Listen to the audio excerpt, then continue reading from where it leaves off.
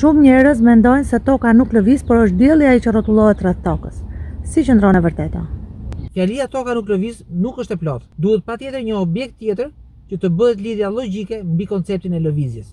Po tham që toka nuk lëviz, menjëherë na lind pyetja nuk lëviz në lidhje me cilin objekt. Kur themi dielli lëviz, kemi parasysh tokën, domethënë dielli lëviz në lidhje me tokën. Po toka në lidhje me cilin objekt nuk lëviz? Me diellin, me hënën?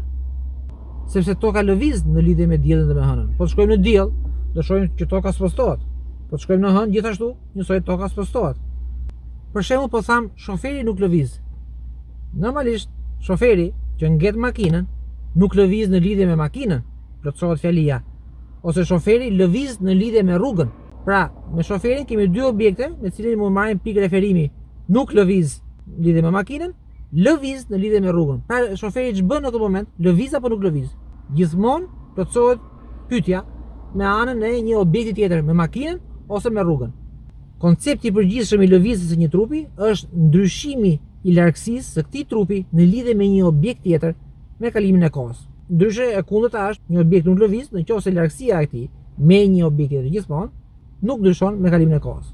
Nuk mund të kuptohet pra qëndrimi apo lëvizja e një objekti pa e krahasuar me një objekt tjetër. Pra, kur themi ne që toka nuk lëviz, gjithmonë do të kemi parasysh një objekt tjetër. Por ne kemi parë që toka nuk ka asnjë objekt tjetër të palëvizshëm rrotull saj. Të gjithë objektet në univers lëvizin, si yjet, si planetet, si dielli apo hëna, të gjithë lëvizin. Kështu që dhe toka, midis gjithë këtyre objekte që lëvizin, normalisht në lidhje me këto objekte, ajo spostohet, largohet, afrohet, domethënë lëviz.